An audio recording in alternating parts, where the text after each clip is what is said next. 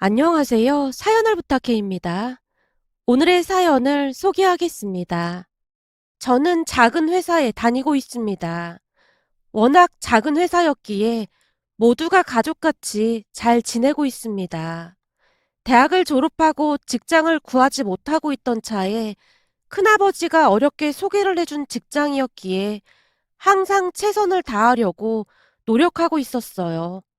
사실 사장님과 큰아버지가 오랜 친구 사이랍니다. 한마디로 큰아버지가 여기저기 발품을 팔고 다니면서 제 취업 자리를 알아봐 주셨어요. 제가 알기로는 20군데도 더 넘게 알아보러 다니셨다고 들었는데요. 어디에서도 저를 채용하고 싶어 하지 않았다고 합니다. 크게 상심하고 계시던 차에 큰아버지의 오랜 친구인 지금의 사장님을 만나서 하소연을 했던 모양이었어요. 내가 이번 일 겪어보니 세상이 참 각박하기만 하더라고. 내가 부탁을 하자마자 면접도 안 보고 다들 고개를 내저어버리기 바쁘더라고. 하긴 뭐, 나야 가족이니까 그런 거지만 다른 사람들 마음이 이해가 안 되는 건 아니야. 그래도 마음이 참 쓰리네. 맞아. 그게 쉬운 일이 아니야. 사람 마음이 참 이상한 게 말이야. 내일이면 불합리하고 억울하다는 생각을 하기 마련인데 한 발자국 떨어져서 남 일이다 그러면 좀 걱정스럽긴 하지. 자네 말이 맞는 것 같구만. 근데 왜 이렇게 속이 쓰린지 모르겠어. 그 인간이 음주운전만 안 했으면 우리 은주가 저리 되지도 않았을 텐데 진짜 생각 같아서는 그냥 확. 큰아버지가 분을 이기지 못한 채 말을 하다가는 꾹 참고 있었다는데요. 그 순간 큰아버지의 눈에 눈물이 가득 고여 있었던 모양이었어요. 큰아버지가 어찌나 간절하게 말을 하던지 사장님의 눈시울도 붉어져 있었다고 했으니까요. 그 모습에 사장님이 큰아버지 눈치를 보며 넌지시 물었다고 합니다. 저기 말이야. 비록 우리 회사가 큰 회사는 아니지만 우리 회사에 서류 한번 넣어보라고 해볼래? 뭐? 자네 회사에? 내가 격리 자리 하나는 마련해 볼 수 있을 것 같은데. 근데 회사가 너무 작아서 조카한테 말하기가 좀 그럴라나? 그래도 서울에 있는 대학까지 나왔는데 우리 회사같이 쪼매난 회사 들어오기가 좀 그렇겠지? 사장님이 큰아버지 기분 상하지 않도록 최대한 배려하면서 물었다고 하네요. 진짜? 그래 줄 수 있어? 요즘 내 동생이 말이야. 잠도 못 자고 내내 한숨만 쉬고 있어.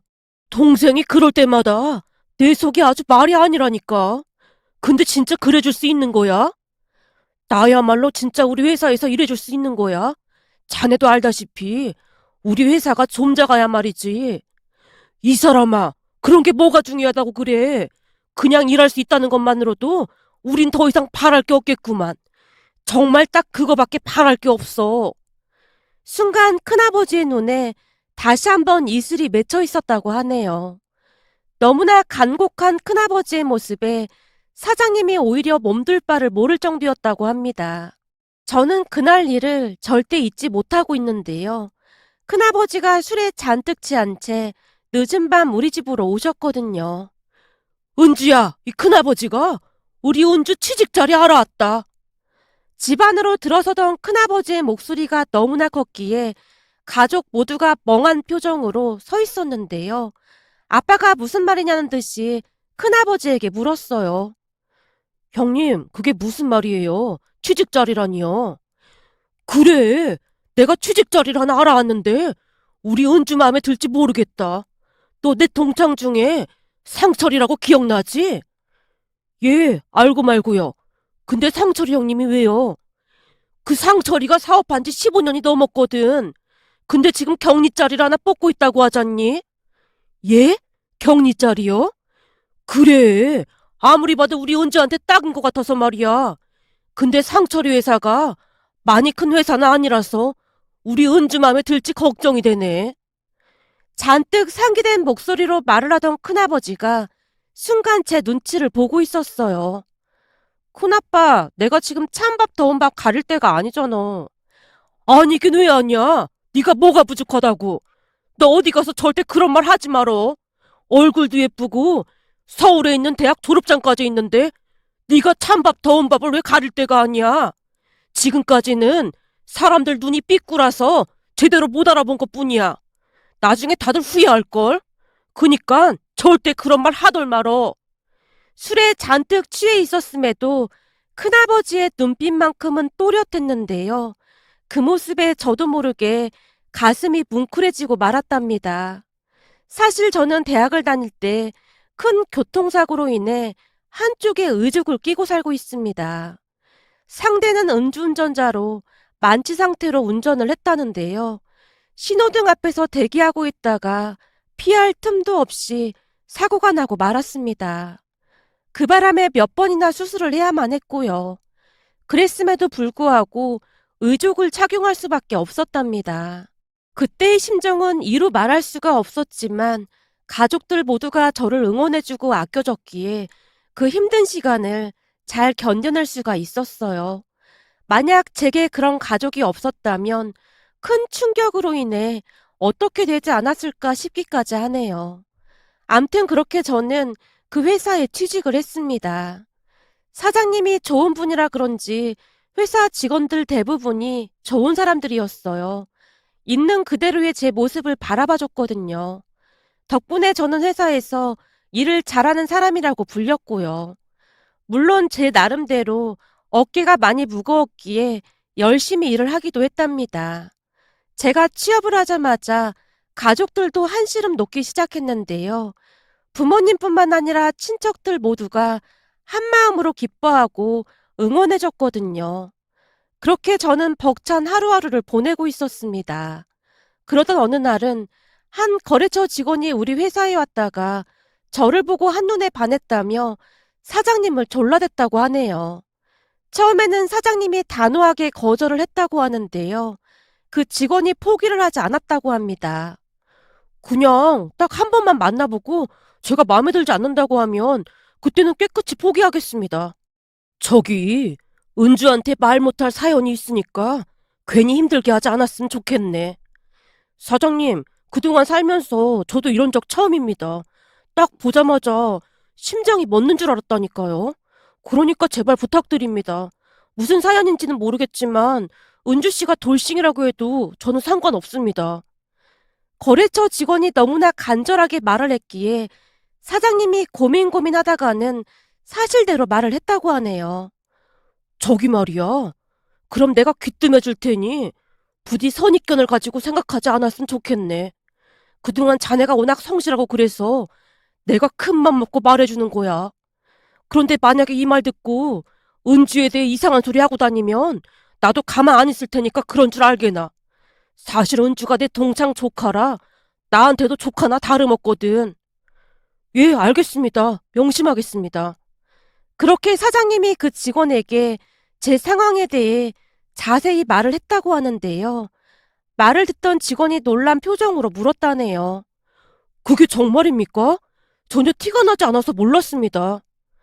암튼 내 얘기는 여기까지니까 괜시레 은주한테 상처 주거나 그럴 거면 처음부터 아예 시작을 하지 말게나. 사장님, 저는 정말 아무 상관도 없습니다. 지금 이 마음은 제 진심입니다. 다만 그런 상황이라면 제가 더욱 신중해야 할 것 같다는 생각이 드네요. 아무래도 저로 인해 은주 씨가 상처받으면 안 되는 거니까요. 내 말이 그 말이야. 그니까 잘 생각해보고 행동해. 라며 사장님이 다시 한번 신신당부를 했다고 하는데요.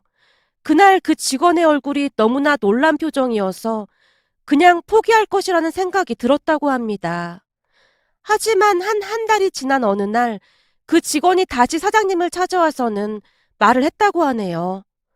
사장님, 제가 잠도 제대로 못 자고 생각하고 또 생각해봤는데요. 그냥 내내 은주 씨 얼굴만 아른거릴 뿐입니다. 한마디로 저는 그런 거 별 상관도 없다는 생각이 들었습니다. 다시 한번 말하지만 상처 줄 거면 아예 시작을 하지 말게나. 절대 그런 일 없을 겁니다. 사장님이랑 제가 알고 지낸 시간이 얼만데 그런 말씀을 하세요. 제가 어디 그럴 사람 같이 보입니까? 그래서 나도 자네한테 은주 사연을 말했던 거야. 자네가 믿을 만한 사람이기 때문에 말이야. 그럼요. 근데 아무리 봐도 제 운명의 짝이 확실한 것 같습니다. 처음 보는 순간 왠지 낯설지가 않았다니까요. 하지만 이게 어디 저만 좋다고 될 일인가요? 사장님도 알다시피 제가 막 잘생긴 얼굴은 아니지 않습니까? 저는 그게 제일 걱정입니다. 아니, 내내 큰 소리 뻥뻥 치던 사람이 갑자기 왜 약한 척이야? 저에 비해 은주 씨 얼굴이 예뻐도 너무 예쁜 게 문제네요. 거래처 직원이 잔뜩 움츠러든 채 말을 했다고 합니다. 그 모습에 사장님이 큰 소리로 웃었다고 하고요. 그 뒤 사장님이 제게 그 사실을 알려왔는데요. 너무나 놀라서 제가 바로 거절을 했습니다. 괜시레 복잡한 일에 얽히고 싶지가 않았거든요. 하지만 그 사람은 늘 한결같이 제게 잘했는데요. 혹시나 제가 부담스러워하지는 않을까 고심하는 모습이 역력해 보일 정도였어요. 처음에는 한 며칠 그러다 말겠지 싶어서 그냥 모른 척하고 피하기 바빴는데요. 그 사람은 늘 한결같은 모습으로 1년이 넘는 시간을 제게 잘 보이기 위해 노력하며 그렇게나 챙길 수가 없었습니다. 그 모습에 제 마음도 조금씩 열리기 시작했고요. 얼굴이 막 잘생긴 편은 아니었지만 그 사람은 그 누구보다도 선한 눈동자를 가지고 있었으니까요. 그냥 딱 봐도 절대 거짓말을 하지 않을 것처럼 생겼다고 해야 할까요? 암튼 1년 넘게 제게 잘하는 모습에 나중에는 저도 마음을 열게 되었는데요. 남친은 시종일관 배려하려고 노력하는 모습이었습니다. 그 모습에 우리 부모님도 남친을 정말 많이 좋아했는데요. 늘 변함없는 모습에 가족 모두 큰 감동을 받았거든요. 그렇게 우리는 한동안 행복한 시간을 보냈습니다. 그러던 중 결혼 이야기가 나오기 시작했는데요. 역시나 그때부터 서서히 문제가 생기기 시작했습니다. 남친은 홀어머니의 외동아들이었는데요. 남친의 어머니가 우리를 반대하는 듯 했어요. 단 한 번도 제게 어머니를 소개해준다는 말을 꺼내지도 않았거든요. 결국 어느 날 남친 눈치를 보며 제가 물었어요. 승우 씨, 혹시 어머님이 내가 마음에 안 드신대? 어? 그게 엄마는 아직 마음의 준비가 안 되셨나 봐. 정말 미안한데 조금만 기다려 줄래? 우리 엄마 좋은 분이시라 시간이 지나면 이해해 주실 거야. 남친은 원래 거짓말을 못하는 사람으로 제게 숨김없이 말을 해줬어요. 혹시 말이야, 내 다리 얘기했어? 내가 말씀드렸어. 그럼 혹시 내 다리 때문에 그런 걸까? 사실 그건 나도 잘 모르겠어. 그때 엄마가 별 말씀을 안 하셨거든. 그치만 내가 잘 설득할 테니까 조금만 기다려줘. 우리 엄마가 원래 그런 분이 아니시거든. 근데 왜 그러시는 건지 참 이해를 할 수가 없네. 남친이 답답하다는 듯이 말하고 있었는데요. 순간 미안한 마음이 들 정도였습니다. 그렇잖아요. 홀어머니의 외아들인데 괜시레 저 때문에 모자 사이가 나빠지는 건 아닌가 하는 걱정이 앞섰거든요. 이런저런 생각으로 제 표정이 어두워지고 있었는데 남친이 급히 저를 위로했어요. 은주야, 진짜 걱정 안 해도 돼. 우리 엄마 진짜 그런 사람 아니거든. 그니까 나만 믿고 있으면 돼. 알았어. 난 그저 승우 씨한테 미안해서 그렇지. 네가 미안하긴 뭐가 미안해. 오히려 내가 미안하지. 말 한마디 한마디에서 남친의 진심이 느껴졌기에 그나마 조금은 위안을 받았던 것 같습니다. 그렇게 시간이 얼마나 지났을까요? 어느 날 남친이 제게 들뜬 목소리로 말을 꺼냈어요. 은주야, 우리 엄마가 너 집에 초대하래. 정말? 그럼 허락하신 거야? 집에 초대까지 했는데 당연한 거 아니겠어? 은주 네가 뭐 좋아하는지 물어보기까지 하셨는걸? 정말? 난 그냥 아무거나 다 좋아해. 라며 제가 기쁜 목소리로 대답을 했는데요. 남친도 저만큼이나 기쁜 듯 좋아서 어쩔 줄을 몰라 하고 있었어요. 며칠 뒤 옷까지 새로 사입고 남친 집에 인사를 갔습니다. 예비 시어머님은 생각했던 것보다 인상이 좋아 보였어요. 보자마자 제 손까지 덥석 잡아주며 반갑게 맞아주셨거든요. 또한 식탁에 음식이 차려져 있었는데 남친이 미리 말을 한 것인지 제가 좋아하는 해산물이 가득했습니다. 해산물을 좋아한다고 해서 내가 나름 준비해봤는데 입맛에 맞을런지 모르겠네요. 아닙니다. 제가 좋아하는 음식들만 가득해서 감사하고 한편으로는 죄송한걸요? 얼른 앉아요. 식기 전에 먹어야죠. 어머님, 감사히 잘 먹겠습니다. 그리고 말씀 낮추셔도 됩니다. 그럼 그럴까? 나도 이게 편하긴 하네. 우선 먹자. 내가 수산시장에 가서 싱싱한 걸로 골라온 거야. 그러니 맛있게 먹어. 라고 말을 하던 예비 시어머님이 위생 비닐장갑을 끼고는 해산물을 직접 손질해서 제 밥그릇 위에 올려줬어요. 어머님도 같이 드세요. 난 괜찮아. 먹는 것만 봐도 아주 배가 불러. 어쩜 이렇게 복스럽게 먹을까나? 엄마, 우리 은주가 얼굴도 예쁜데 먹는 것도 엄청 예쁘게 먹어. 어디 하나 안 예쁜 구석이 없다니까? 남친이 싱글벙글한 채 말하고 있었는데요. 저런 팔불출을 봤나? 벌써부터 대놓고 섹시 자랑을 해대는 거 보니 앞으로 어떨지 눈에 훤하다 훤해. 예비 시어머님이 남친을 나무라고 있었는데요. 그 모습에 저도 모르게 눈물이 나오고 말았습니다. 아마도 예비 시어머님이 저를 반대한다는 말을 이미 들었던지라 바짝 긴장하고 있었는데 사뭇 다른 모습에 약간은 긴장이 풀렸던 게 아닌가 싶었어요. 갑작스레 제가 눈물을 흘리고 있자 예비 시어머님이 놀란 채 물었어요. 갑자기 왜 그래? 내가 무슨 실수라도 한 건가? 아닙니다. 그런 게 아니라 이런 말씀 드리기 좀 그런데 사실 어머님께서 제 다리 때문에 반대하신다는 소리를 들었거든요. 그래서 많이 긴장하고 왔는데 제가 생각했던 것과는 너무나 달라서 조금 놀랐습니다. 제가 울먹인 채 떠듬떠듬 말하고 있었는데요. 제 말을 듣던 예비 시어머님이 눈을 동그랗게 뜨고는 남친에게 물었어요. 아니 이게 다 무슨 말이야? 내가 반대를 했다니. 사실은 엄마가 인사 오는 걸 계속 미루라고 해서 난 엄마가 반대하는 줄 알았거든. 뭐?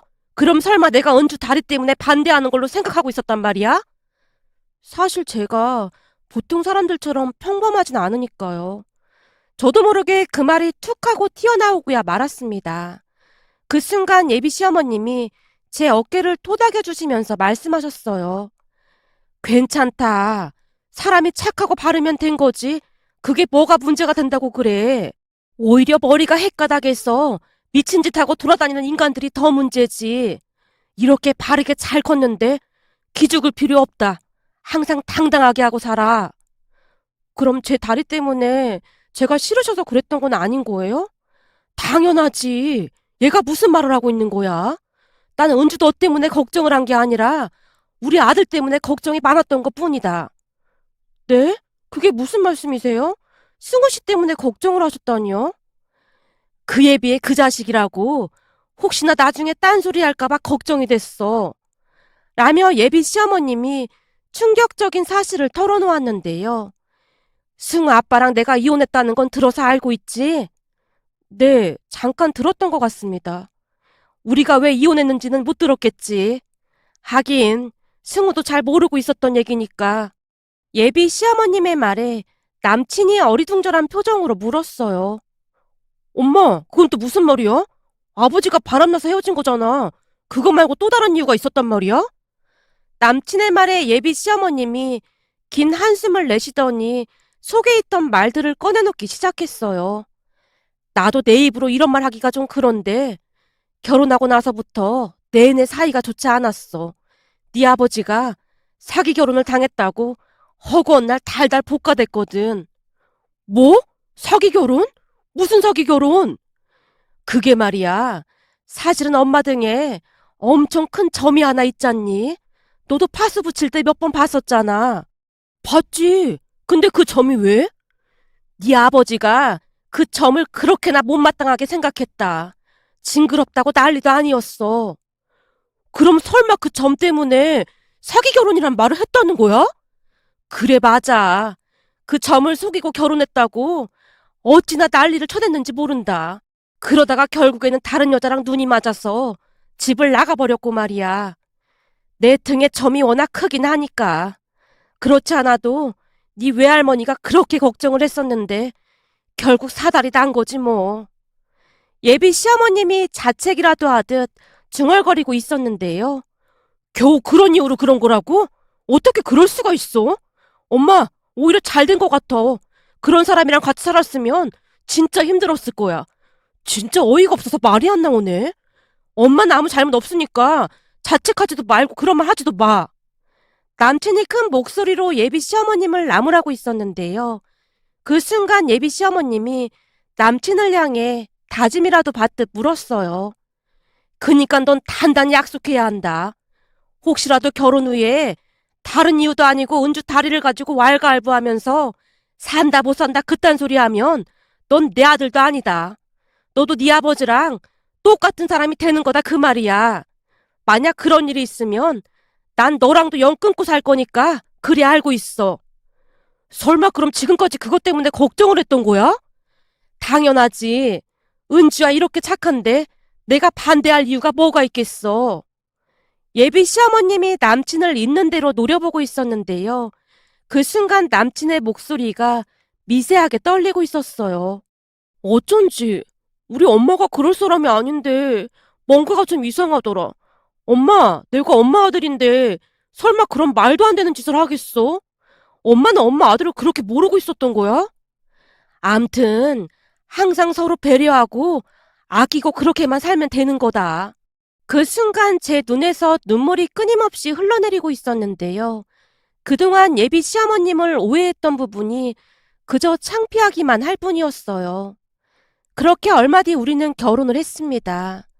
결혼식 날 아빠보다도 큰아버지가 하염없이 기쁨의 눈물을 흘리기도 했는데요. 오죽했으면 하객들이 큰아버지가 제 친아버지라 오해까지 할 정도였어요. 그런 큰아버지의 모습에 저도 마음이 뭉클할 수밖에 없었답니다. 그동안 저로 인해 얼마나 마음고생을 했을지 짐작이 되고도 남았으니까요. 많이 부족한 제게 이토록 소중한 가족이 있다는 것에 다시 한번 큰 위안을 받을 수가 있었답니다. 결혼을 한 뒤에는 시어머님과 함께 살고 있는데 워낙 인품이 좋으신 분이라 불편할 것도 없이 잘 지내고 있습니다. 제가 임신을 하고 출산을 할 때도 시어머님이 옆을 지켜줬을 정도였거든요. 진통이 심해서 힘들어하자 간호사에게 소리를 지르기도 했다는데요. 저기 진통을 너무 오래 하는 것 같은데 제왕절개인가 그거 합시다. 이러다 큰일 나겠어요. 어머님, 첫 출산에 이 정도 진통은 다들 하는 거예요. 지금 5시간째 진통하고 있잖아요. 이러 어찌 그래. 시어머님이 안절부절 못한 채 간호사에게 애원하다시피 하고 있었다는데요. 옆에 있던 다른 산모 가족들이 황당하다는 듯이 말을 하기도 했다네요. 저기, 우리 딸은 지금 12시간째 진통 중입니다. 5시간이면 아직 멀었네요. 뭘 5시간을 가지고 호들갑을 떨어대고 있어요. 그냥 마음 차분히 먹고 여기 앉아서 심호흡을 해봐요. 자, 내가 하라는 대로 한번 따라해봐요. 코로 숨을 들이마시고 입으로 쑥 내뱉고. 그렇지. 그렇게 마음을 좀 진정시켜봐요. 이럴 때일수록 친정엄마가 정신을 바짝 차려야죠. 저기 시어머니는 아무렇지도 않게 아주 느긋하기만 하구만. 아주머니가 손가락으로 우리 엄마를 가리키고 있었다는데요. 순간 멋쩍은 생각이 들어 엄마가 아무런 대꾸도 하지 못했다고 합니다. 그때 당시 의사 선생님부터 간호사, 그리고 다른 산모 가족들조차도 시어머님이 친정엄마라고 착각을 했을 정도였다고 했으니까요. 제가 출산을 하고 난 뒤 엄마가 제게 억울한 듯 말을 하기도 했어요. 말도 마라. 어느 순간 나는 완전 냉혈한 시어머니가 되어있지 뭐니. 어떤 사람들은 나보고 시집살이 제대로 시킬 시어머니 관상이라고까지 했다니까. 내가 얼마나 서러웠는지 모른다. 아니 무슨 홍길동도 아니고 분명 내 배 아파 낳은 내 딸임에도 딸이라는 말도 못하고 이게 뭔 일이야 그래. 엄마가 울상을 짓기도 했습니다. 그 말에 남편과 제가 웃음을 터뜨리고 말았고요. 요즘도 하루하루 행복한 시간을 보내고 있는데요. 문득 우리 아들과 즐거운 시간을 보내고 있는 시어머님의 모습을 보며 지나간 일들이 떠올라서 이렇게 글 작성해 봅니다. 앞으로 항상 감사하는 마음으로 받은 만큼 베풀고 살아가도록 노력하겠습니다. 오늘의 사연은 여기까지였습니다. 즐겁게 보셨다면 구독, 좋아요 부탁드립니다. 고맙습니다.